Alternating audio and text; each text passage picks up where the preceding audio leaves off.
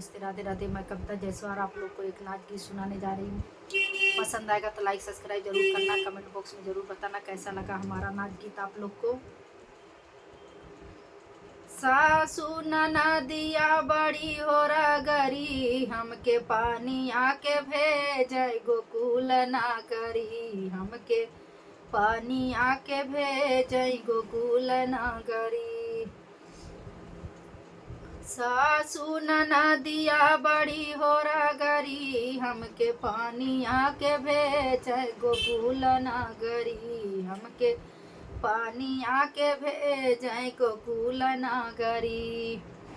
गोकुल करा जवा बड़ा हो रगरी, खिंच के मारे लागूले लवा फूटे लगा गरी, खिंच के मारे लागूले लवा फूटे लगा गरी।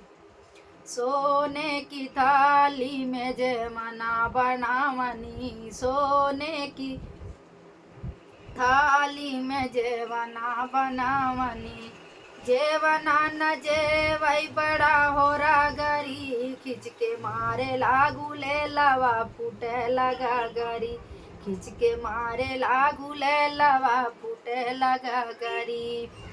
ए फूटे लगा गरी हो फूटे लगा गरी, खिंच के मारे लागूले लवा फूटे लगा गरी। झझरे गेड़ुआ गंगा जल पानी, झझरे गेड़ुआ गंगा जल पानी, अरे गेड़ुआ न घोट करे रगरी, खिंच के मारे लागूले लवा फूट लगा गरी, खिंच के मारे लागूले लवा कर फूटे लगा गरी। सासू ननदिया बड़ी हो रगरी, हमके पानी आके भेजई गोकुल नगरी, हमके पानी आके भेजई गोकुल नगरी।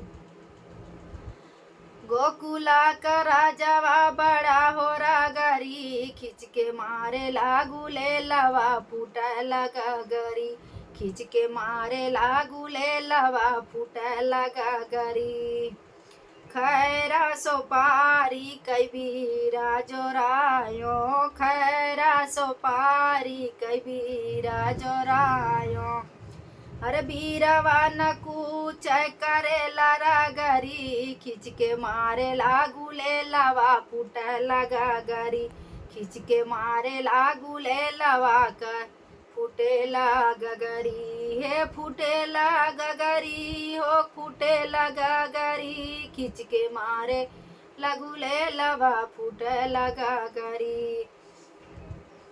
फूल हजारी कैसे जा लगायो, फूल हजारी कैसे जा लगायो, से जिया न सोवा करे रगरी, खिंच के मारे लागूले लवा फूट लगा गरी, खिंच के मारे लागूले लवा फूटे लगा गरी।